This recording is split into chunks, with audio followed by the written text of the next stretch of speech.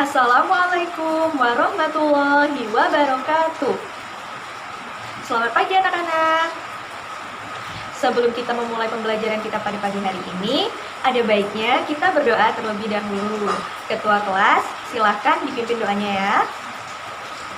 Bismillahirrohmanirrohim. Rabbi zidni ilman warzuqni fahman. Amin. Nah, Ibu akan mengecek kehadiran kalian terlebih dahulu ya. Angga hadir. Eka hadir. Bayu, Ani hadir. Sinta hadir. Alhamdulillah hadir semuanya ya. Bagaimana kabarnya hari ini anak-anak? Alhamdulillah luar biasa. Apakah sudah siap untuk belajar? Oke, sekarang kita buka bukunya ya. Ibu minta kalian buka buku siswa kalian halaman 1. Sudah dibuka bukunya? Sudah. Nah, Ibu ingin bertanya, apakah kalian mempunyai cita-cita? Iya, semuanya punya ya. Apa cita-cita kalian? Iya, Sinta? Guru, mencerdaskan anak bangsa. Lalu, apakah ada yang tahu apa itu cita-cita? Iya, Bayu. Suatu pekerjaan yang diinginkan di kemudian hari. Ada lagi? Tidak ada. Oke, cita-cita adalah sesuatu yang kita impikan dan harus kita wujudkan di kemudian hari. Bagaimana caranya?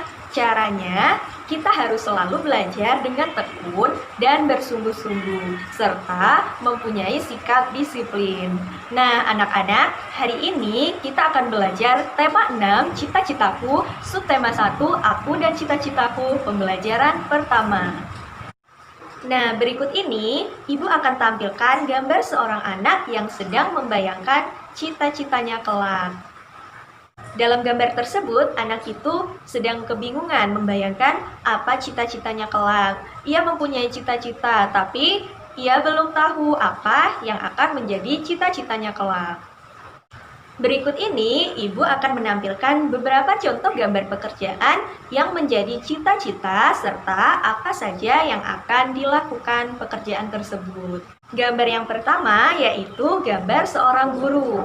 Nah, yang dilakukan seorang guru yaitu mengajar dan mendidik anak. Tidak hanya itu, guru juga membimbing murid di sekolah serta mencerdaskan anak bangsa. Yang kedua yaitu gambar seorang arsitek. Nah, yang dilakukan arsitek yaitu merancang dan mendesain bangunan. Tidak hanya itu, arsitek juga mengawasi konstruksi bangunan atau mengawasi jalannya pembangunan bangunan tersebut. Apakah telah sesuai dengan rancangannya atau belum? Nah, kemudian gambar yang ketiga, dokter hewan. Tugas dokter hewan yaitu mengobati, merawat, memeriksa hewan yang sedang sakit. Kemudian dokter hewan juga memberikan obat yang sesuai dengan penyakit hewan tersebut. Nah, gambar yang terakhir, yang kelima, yaitu gambar seorang pilot. Yang dilakukan seorang pilot tidak hanya menerbangkan pesawat saja, tugasnya yaitu bertanggung jawab untuk penerbangan dan memastikan semua penumpang serta kru pesawat aman sampai ke tujuan, serta bertanggung jawab untuk pemeriksaan sebelum dan sesudah penerbangan. Juga memeriksa kondisi cuaca dan keamanan. Nah, jika terjadi masalah, pilot juga akan melaporkan masalah ataupun perubahan penerbangan. Ibu ingin membagi kalian menjadi beberapa kelompok dengan berhitung dari 1 sampai 4, kemudian kembali ke 1 lagi, dan seterusnya. Nanti yang tadi berhitung mendapat angka 1 bergabung dengan sesama anggota kelompoknya yang juga mendapat angka 1. Dan seterusnya. Nah, tempat duduknya nanti kelompok 1 di sebelah kanan, kelompok 2, kelompok 3, kelompok 4, kelompok 5, dan kelompok 6. Oke, sudah bergabung dengan kelompoknya masing-masing? Sudah. Oke, di sini Ibu akan memberikan kalian lembar kerja, di mana nanti kalian akan bertanya kepada anggota kelompok kalian masing-masing tentang pekerjaan apa yang akan menjadi cita-citanya, serta apa saja yang dilakukan pekerjaan tersebut. Kemudian, informasinya akan kalian tulis di lembar kerja ini. Bagaimana? Bisa dipahami? Bisa. Ibu berikan kalian waktu 15 menit untuk mengerjakannya. Oke, Ibu bagikan ya lembar kerjanya. Baik, sudah 15 menit. Apakah sudah semuanya? Sudah. Kita lanjutkan ya. Sekarang, Ibu minta kalian buka buku siswa kalian halaman 4. Nah, di sana ada teks puisi yang berjudul Cita-Citaku. Sebelumnya, sudah ada yang tahu belum apa itu puisi? Nah, jadi puisi itu adalah sebuah karya sastra yang di dalamnya terdapat unsur irama, ritme, diksi, serta gaya bahasa. Lalu, apa ciri-ciri puisi? Ciri-ciri puisi yaitu terdiri atas kumpulan kata-kata yang tersusun disebut dengan baris puisi. Kemudian baris puisi tersebut terkumpul menjadi beberapa bagian yang disebut dengan bait puisi. Lalu setiap baris terakhir puisi bunyi vokalnya teratur atau bersajak ABAB. Bagaimana? Bisa dipahami? Bisa. Sekarang, Ibu minta perwakilan satu orang untuk maju ke depan membacakan puisi yang berjudul Cita-Citaku sesuai dengan lafal, intonasi, dan ekspresi yang benar. Adakah yang berani maju ke depan? Angkat tangannya. Iya, Ani, silakan bacakan puisinya. Iya, tepuk tangan untuk Ani karena sudah membacakan puisi Cita-Citaku dengan lafal, intonasi, dan ekspresi yang sesuai. Nah, sekarang Ibu minta kalian diskusikan apa saja ciri-ciri puisi di dalam puisi yang sudah dibacakan Ani tadi. Lalu, tulis kesimpulan ciri-ciri puisi di buku kalian. Lakukan secara berkelompok ya. Nah, selanjutnya kalian amati bagian-bagian puisi pada halaman 5 di buku siswa kalian, lalu tuliskan bagian-bagian puisi tersebut menjadi bait-bait puisi. Ibu akan berikan waktu kalian berdiskusi selama 15 menit. Silakan dikerjakan. Bagaimana? Sudah selesai? Sudah, oke. Selanjutnya, buka buku siswa kalian halaman 6. Coba kalian baca dan dipahami teks percakapan antara Udin dan Lani tersebut. Sudah dibaca dan dipahami? Sudah. Nah, adakah di antara kalian yang bercita-cita menjadi dokter hewan seperti Lani? Ada. Siapa? Iya, Eka. Lalu, apa tugas dokter hewan, Eka?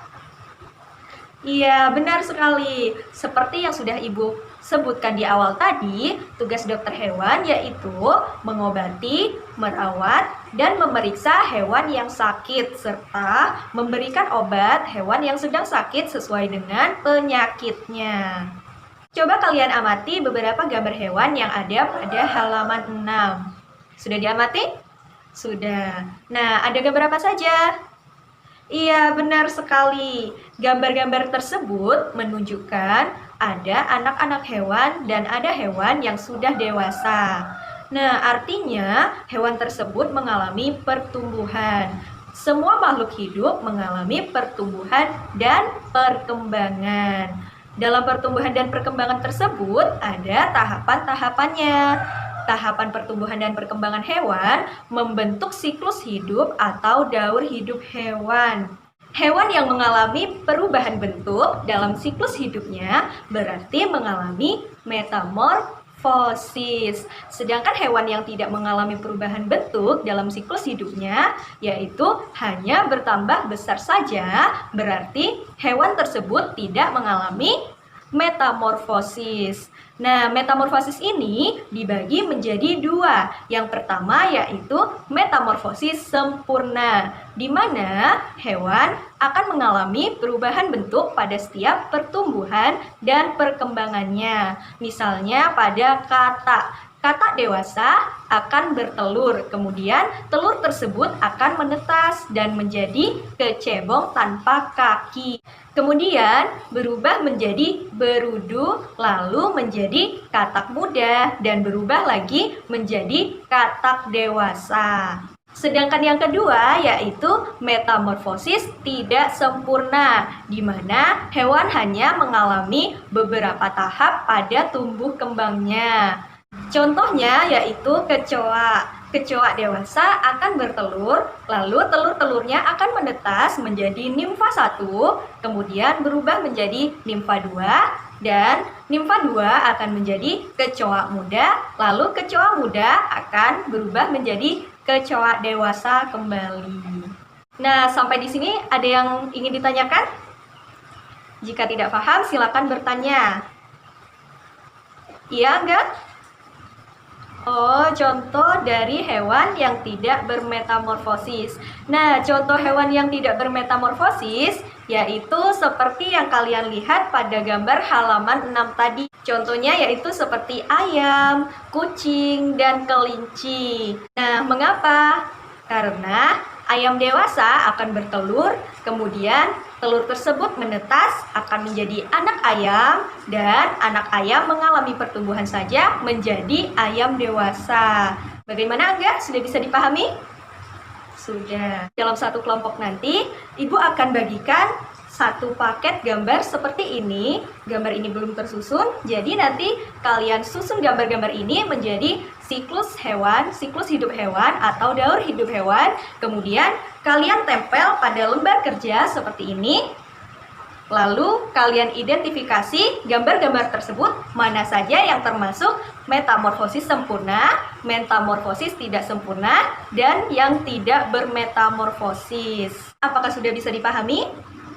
Sudah. Baik, Ibu akan bagikan lembar diskusi serta gambar-gambar ini. Ibu akan beri kalian waktu untuk berdiskusi selama 20 menit. Setelah selesai berdiskusi nanti, masing-masing perwakilan dari kelompok akan mempresentasikan hasil diskusinya di depan kelas. Baik, sudah 20 menit? Sudah semua? Sudah. Oke, coba salah satu perwakilan dari kelompok masing-masing maju ke depan secara bergantian. Ada yang berani maju ke depan duluan? Iya, kelompok 3 silakan bacakan hasil diskusinya tadi. Iya, beri tepuk tangan untuk kelompok 3. Sudah maju semuanya ya? Iya. Dan penjelasan dari kelompok 1 sampai kelompok 6 sudah hampir benar semuanya. Baiklah anak-anak, hari ini kita sudah mempelajari pekerjaan yang merupakan cita-cita serta hal-hal apa saja yang dilakukan, kemudian puisi, pengertian puisi dan ciri-ciri puisi, lalu siklus hidup hewan di mana ada hewan yang bermetamorfosis dan tidak bermetamorfosis, serta metamorfosis sempurna dan metamorfosis tidak sempurna. Nah, apakah sudah bisa dipahami? Jika ada yang belum paham, silakan bertanya. Bagaimana? Tidak ada? Tidak ada. Kalau begitu, Ibu saja yang bertanya. Ayo Eka, metamorfosis terbagi menjadi 2, apa saja? Iya, benar sekali. Tepuk tangan untuk Eka. Lalu, apa saja tugas dokter hewan? Iya, Sinta, silakan. Iya, benar sekali. Tepuk tangan untuk Sinta. Selanjutnya, siapa yang dapat menyebutkan ciri-ciri puisi? Iya, Angga, silakan. Iya, benar sekali. Tepuk tangan untuk Angga. Baik, kita sudahi dulu pembelajaran pada hari ini dengan mengucapkan hamdalah, alhamdulillah. Sebelum Ibu menutup pembelajaran kita pada hari ini, ada baiknya kita berdoa terlebih dahulu agar ilmu yang kita dapatkan bermanfaat. Silakan ketua kelas pimpin doanya. Bismillahirrahmanirrahim. Rabbana atina fid dunya hasanah wa fil akhirati hasanah wa qina azabannar. Walhamdulillahirabbil alamin. Baik, Ibu akhiri. Wassalamualaikum warahmatullahi wabarakatuh.